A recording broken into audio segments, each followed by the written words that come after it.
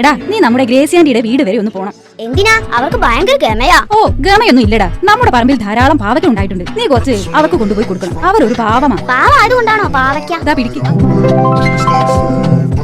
അയ്യോ വന്നത് വെറുതെ ആയോ? ഗ്രേസി ഇല്ല എന്ന് എഴുതി വെച്ചിരിക്കുന്നല്ലോ. ഏതായാലും വന്നത്തിരിക്കുന്നു, കേറി നോക്കാം.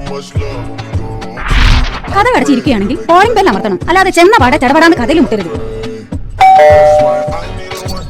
അല്ല ഇതാരും ടിങ്കുമോനോ? ആന്റി ഇവിടെ ഉണ്ടായിരുന്നു. പുറത്ത് ഗ്രേസി ഇല്ല എന്ന് എഴുതി വെച്ചപ്പോ ആന്റി ഇവിടെ ഉണ്ടായില്ല. അയ്യോ മോനെ, അത് ഗ്രേസി ഇല്ലാന്നല്ല, ഗ്രേസി ഇല്ലാന്നാ വീടിന്റെ പേരാ. അത് അങ്ങനെയും വായിക്കല്ലേ. ഇതാ ഈ പാവയ്ക്ക് ഇവിടെ തരാൻ അമ്മ പറഞ്ഞു. ഓ സോ നൈസ് ഓഫ് യു. മോനെ അകത്തേക്ക് വരൂ. എന്താ മോനെ ഇരിക്കാത്തത്? ഇരിക്കൂ. ആന്റി ഇരിക്കാൻ പറയാതെ ഇരിക്കരുതെന്ന് അമ്മ പറഞ്ഞത്. Good boy. മോനെ ഇരിക്കേ, അനിപ്പ വരാം. ദൈവമേ, ഇപ്പൊ സൽക്കാരം തുടങ്ങും. എനിക്ക് കൺട്രോൾ തരണേ. എന്തോ ഇതാ കുറച്ച് പലഹാരം കഴിക്കും.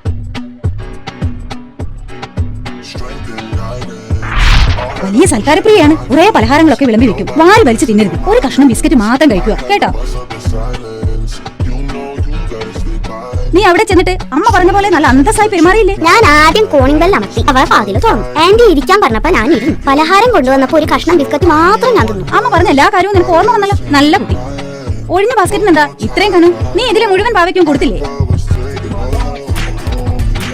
ദ്രോഹി, ചതിച്ചോ? എന്താടാ ഇത്? അമ്മയല്ലേ എപ്പോഴും പറയാറ് ഭക്ഷണം വേസ്റ്റ് ആക്കരുതെന്ന്. എനിക്ക് പെട്ടെന്ന് അത് ഓർമ്മ വന്നു. ഞാനെല്ലാം കൂടെ പെറുക്കി കൂട്ടി ഇങ്ങോട്ട് കൊണ്ടുപോയി.